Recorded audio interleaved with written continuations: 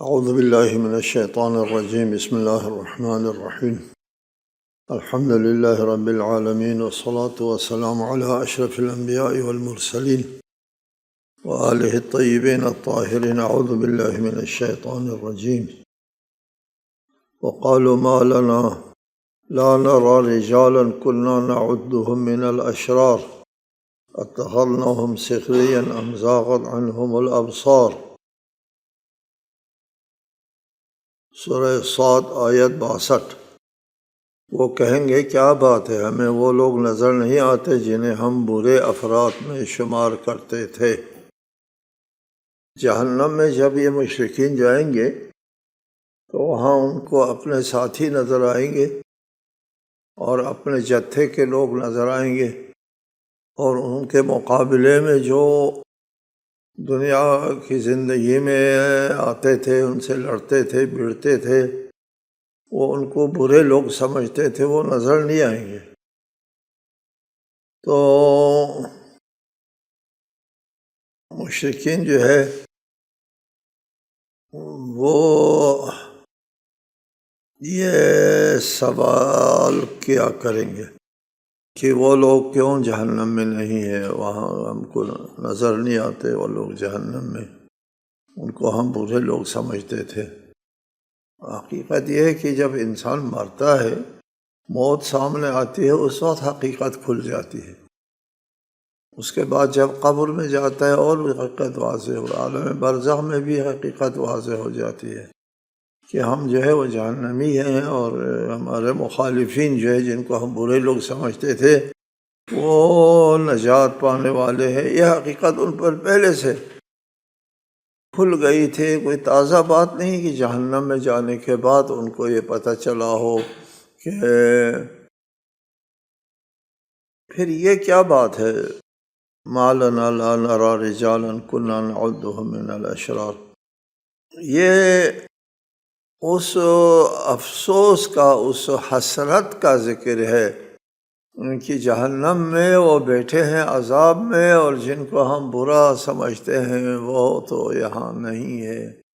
یہ حسرت اور ندامت میں یہ بات کریں گے، نہ ان کے اوپر راز جو ہے وہ اب جہنم میں پہنچنے کے بعد کھل گیا ہو۔ اتخذناهم سخریا ام زاغت عنهم الابصار، کیا ہم یوں ہی ان کا مذاق اڑایا کرتے تھے یا اب ہماری آنکھیں انہیں نہیں دیکھ پاتی ہیں۔ یہ جملہ خبریہ ہونے کی صورت میں اس کا مطلب یہ بنتا ہے کہ ہم نے دنیا میں ان کا مذاق اڑایا تھا، جملہ خبریہ۔ اور اگر اس کو جملہ استفہامیہ بناتے ہیں تو کیا ہم نے ان کا مذاق اڑایا تھا، اب وہ جہنم میں نہیں ہے، ہمارا مذاق اڑانا کس قدر بڑی غلطی تھی۔ یہ جملہ استفہامیہ اگر ہو گیا تو مطلب یہ بنے گا، لیکن ہمارے نزدیک جملہ خبریہ ہے، استفہامیہ نہیں ہے۔ اتخذناہم سخریا، ہم نے ان کو مذاق کا نشانہ بنا دیا، اور ہم زاغت عنہم الابصار، اب ہم ان کو یہاں نہیں دیکھ رہے ہیں، ایسا لگتا ہے جیسے کہ ہمارے آنکھوں کے اوپر پردہ پڑا ہوا ہے، آنکھیں نہیں دیکھ پاتی ان کو۔ ان ذلک لحق تخاصم اہل النار، یہ جہنمیوں کے باہمی جھگڑے کے حتمی بات ہے۔ ان ذلک لحق تخاصم اہل النار، یہ اہل نار کے خصومت ہے، جھگڑے ہیں، آپس میں لڑائی ہے، منافرت ہے ایک دوسرے کے ساتھ۔ جنت میں ہر قسم کا عذاب ہوتا ہے، من جملہ ان عذاب میں سے ایک جھگڑے کا عذاب ہے۔ جھگڑے میں کیا ہوتا ہے، ایک دوسرے کے ساتھ عداوت اور کدورت میں انسان کے دل کو بہت اذیت ہوتی ہے۔ دنیا میں جو لوگ ملنسار ہوتے ہیں، صلح پسند ہوتے ہیں، وہ آرام کی زندگی گزارتے ہیں۔ جو جھگڑالو ہوتے ہیں وہ ہمیشہ غیظ و غضب میں اور عذاب میں ہوتے ہیں۔ یہ تخاصم اہل نار، خصومت جو ہے وہ اہل نار کا شیوا ہے۔ یہ لڑائی کرنا، یہ جھگڑا کرنا، ایک دوسرے کے ساتھ عداوت اور بغض کی آتش جو ہے وہ اس میں جلنا، جہنم کی آتش ایک طرف اور ایک دوسرے کے ساتھ عداوت کی آتش ایک طرف، تخاصم اہل النار۔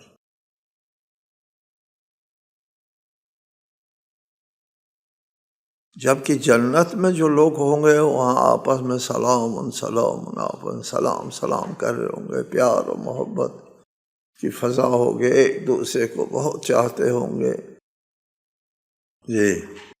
جنت کی نعمتوں میں سے ایک نعمت جو ہے وہ ہے احباب کے ساتھ بیٹھ جانا، متکئین علی الارائک، یہ تکیہ لگائے ہوئے، اور احباب کی محفل میں بیٹھنا بھی ایک قسم کی لذت ہے، اس میں بھی لذت ہے۔ جس طرح آپس میں لڑائی کرنے میں عذاب ہے، اسی طرح آپس کے میں محبت اور پیار کی فضا میں رہنا مزے کی بات ہے۔ صحت مند رہنے کے اصولوں میں سے ایک یہ اصول بھی بتلایا گیا ہے کہ انسان اپنے احباب کی محفل میں تھوڑی دیر بیٹھا کریں، وہ صحت کے لیے بہت مفید ہے، اس میں مفید اثرات مرتب ہوتے ہیں احباب کے ساتھ بیٹھنے سے۔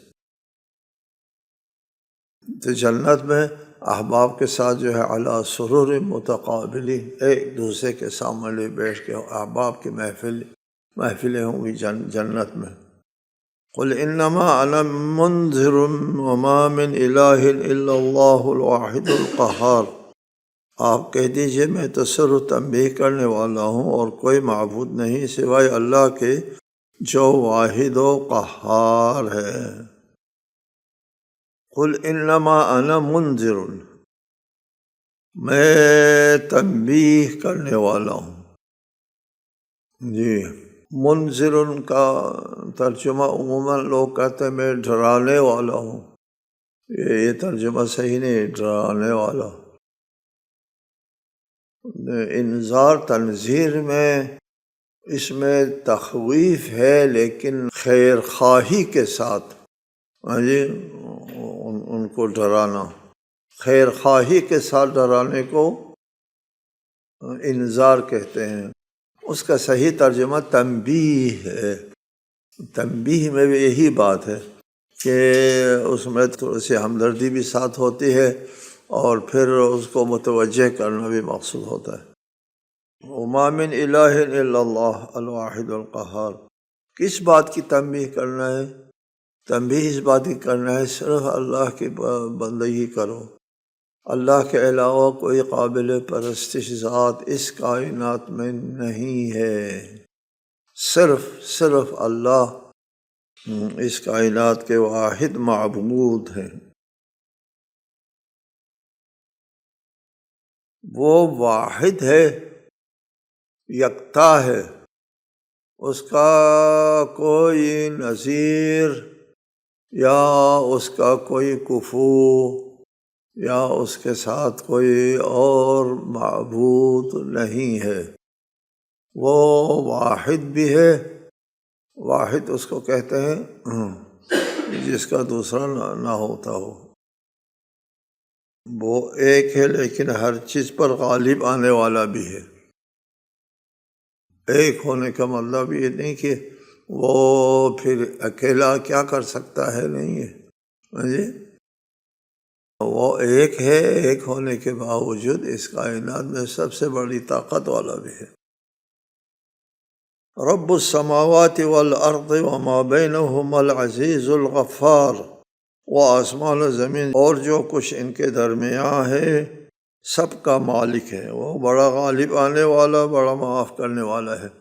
رب کا معنی آپ کو بتایا، رب ربابا سے ہے، رے بابا، رب یہ مالک کو کہتے ہیں، ربایا تربیت کرنے والوں کہتے ہیں، تربیت سے،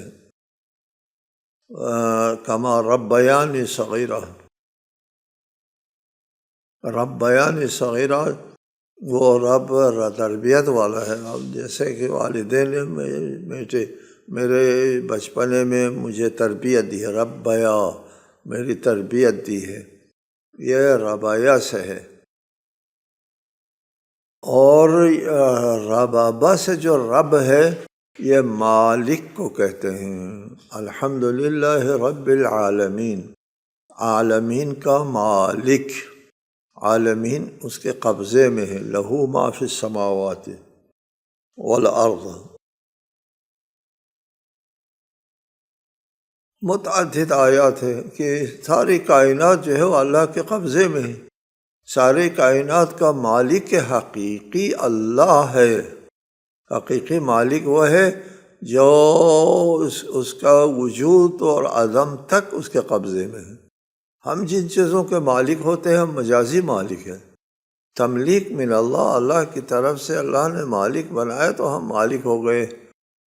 اللہ نے ہم کو ان چیزوں پر مسلط کر دیا، مسخر کر دیا وہ چیزیں ہمارے لیے، اور پھر ہم اللہ کی طاقت سے ان کو اپنے تسخیر میں لیتے ہیں، اور اس کا وجود و عدم ہمارے ہاتھ میں نہیں. جی ہم اس کے حقیقی مالک نہیں. اللہ تعالیٰ حقیقی مالک ہے. اس کائنات کا وجود اور عدم اللہ کے ہاتھ میں ہے. اس کائنات کو وجود دی، عدم سے وجود اللہ نے دیا ہے، اللہ کی ملکیت ہے.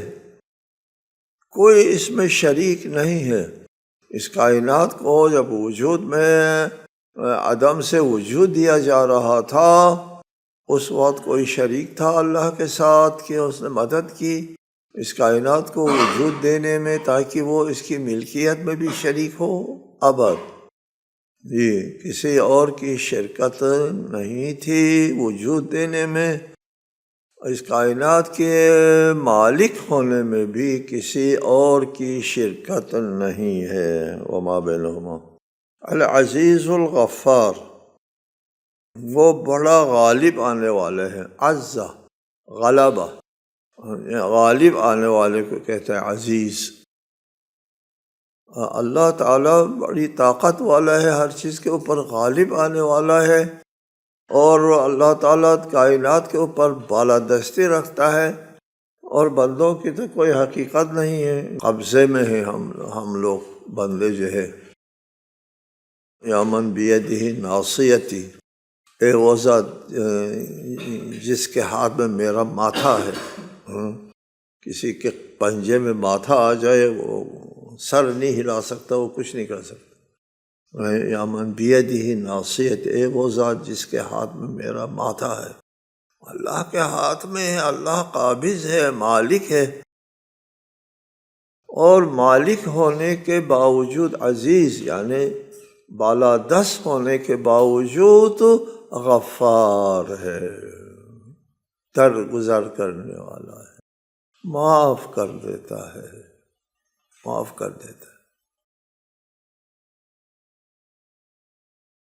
یہ بہت بڑی بات ہے. قدرت کے بعد معاف کرنا یہ بڑی بات ہوتی ہے. کوئی چارہ نہیں معاف کرنے کے علاوہ تو اور چیزیں، مجبوری میں معاف کرنے کی کوئی فضیلت نہیں ہے. وہ قدرت رکھتا ہے، قہاریت ہے، اور اس کے باوجود جو ہے وہ اس بیچارے ناتوان بندے کو کوئی حیثیت حقیقت نہیں ہے بندے کی، اور وہ قہار ہے. اس سے اللہ تعالیٰ درگزر کرتا ہے. یہ ارحم الراحمین ہے.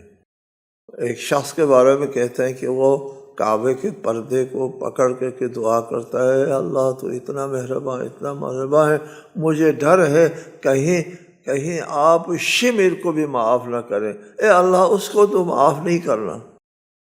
یعنی اللہ کے ارحم الراحمین کی حقیقت کو درک کرنے والا مومن جو ہے اس طرح مناجات کرتا ہے، اس کو معاف نہیں کرنا. مجھے لگتا ہے خطرہ ہے آپ اس کو بھی معاف کر دیں. قل هو نبأ عظیم انتم عنہ معرضون، کہہ دیجئے یہ ایک بڑی خبر ہے جس سے تم منہ پھیرتے ہو. اس عظیم خبر سے منہ پھیرتے ہو. نبأ عظیم، یہ بہت بڑی خبر ہے۔ کیا چیز بہت بڑی خبر ہے؟ قل ہوا، ادھر کہا کہ میں نذیر ہوں، اس بات کا نذیر ہوں کہ اللہ کے سوا کوئی معبود نہیں ہے۔ یہ لا الہ الا اللہ جو ہے، اللہ کے سوا کوئی معبود نہیں ہے، ایک خبر ہے جی۔ قل هو نبأ عظیم، یا قرآن ایک عظیم خبر ہے جی۔ سیاق کلام کے مطابق جو ہے یہ لا الہ الا اللہ کی طرف یہ جملہ جاتا ہے۔ قل ہوا، یہ لا الہ الا اللہ جو ہے وہ نبأ عظیم، بہت بڑی خبر ہے۔ بہرحال قرآن مجید ہو یا کلمہ لا الہ الا اللہ ہو، دونوں صورتوں میں بات تو ایک ہے۔ قرآن مجید جو ہے وہ اللہ کی طرف، توحید کی طرف بلانے کی، دعوت دینے کی کتاب ہے۔ یہ دنیا کے اعتبار سے، آخرت کے اعتبار سے عظیم ہے۔ دنیا کے اعتبار سے عظیم ہے اس قرآن نے، یا اس دعوت لا الہ الا اللہ نے دنیا کا نقشہ بدل کر رکھ دیا۔ نبأ العظیم، بہت بڑی، انسان کے فکر و عقل و ہنر میں بلوغت کو پہنچا دیا، انسان بالغ ہو گیا۔ انسان نے تہذیب کی دنیا میں قدم رکھا، اسلام اور قرآن کے آنے کے بعد تہذیب کے میدان میں قدم رکھا انسان نے۔ اس سے پہلے پورے کرۂ ارض جو ہے وہ اس میں تھا، تاریکی میں، جاہلیت کی تاریکی میں۔ یہ یورپ جو اس وقت ہم پر بالادستی رکھتا ہے، یہ انتہائی تاریکی میں، غلاظت میں زندگی گزارتے تھے۔ جب اسلام کی روشنی جو ہے وہ پھیلی ادھر مشرقی دنیا میں، اس وقت مغربی دنیا ایک تاریکی میں ڈوبی ہوئی تھی۔ مغربی دنیا کوئی حیثیت نہیں تھی ان کی، اور ادھر لوگ پتھر پرستی میں تھے۔ مشرق میں لوگ پتھر کا پوجا کرتے تھے، یعنی یہ انسان کے لیے توہین ہے نا، پتھر کو معبود بنائے، پتھر کو، بے جان پتھر کو معبود اس کے سامنے جھکتا ہے، یہ انسان کے لیے اہانت۔ اس اہانت سے نکال کر رب العالمین کے سامنے جھکنے کا جو معراج ہے، الصلاۃ معراج المؤمن، اس معراج پر پہنچا دیا۔ پتھر کے سامنے جھکنے سے اٹھا کر یہ اللہ کی بزرگی کے سامنے اس معراج پر پہنچا دیا۔ یہ اس قدر عظیم ہے یہ خبر کہ انسان کو انسانیت کا درس دے دیا، انسان کو انسان بنا دیا، انسان میں انسانی قدروں کو زندہ کر دیا۔ اس سے پہلے جہالت کے دنوں میں، جاہلیت میں انسانی قدروں کیا ہوتی ہیں، انسان کیا ہوتا ہے، بچوں کو زندہ درگور، بچیوں کو زندہ درگور کرتے تھے، بات بات پر لڑائی کرتے تھے، قتل عام کرتے تھے، اور اسیر کر کے لاتے تھے اور غلام بنا کر کے بیچ دیتے تھے۔ یہ دنیا تھی، غلامی اور اسیری اور لڑائی وغیرہ۔ قل نبأ عظیم، بہت بڑا انقلاب ہے، اور تم اس سے منہ پھیرتے ہو، تم بد نصیب ہے تم لوگ۔ یہ اس عظیم نعمت سے، اس عظیم انقلاب سے بے خبر ہونے کی جگہ اس سے دور بھاگتے ہو۔ ما كان لي من علم بالملأ الأعلى إذ يختصمون إن يوحى إلي إلا أنما أنا نذير مبين۔ مجھے عالم بالا کا علم نہ تھا جب وہ بحث کر رہے تھے، میری طرف وحی محض اس لیے ہوتی ہے کہ میں نمایاں طور پر فقط تنبیہ کرنے والا ہوں۔ ما کان لی من علم بالملأ الاعلی، عالم بالا کے بارے میں مجھے علم نہیں تھا۔ رسالت مآب کو جو بھی علم ملا ہے، انبیاء کو جو بھی علم ملا ہے، وہ اللہ تعالیٰ کی طرف سے ملا ہے۔ انبیاء کا علم ان کا ذاتی نہیں ہے کہ وہ سارا علم لے کر آیا ہو۔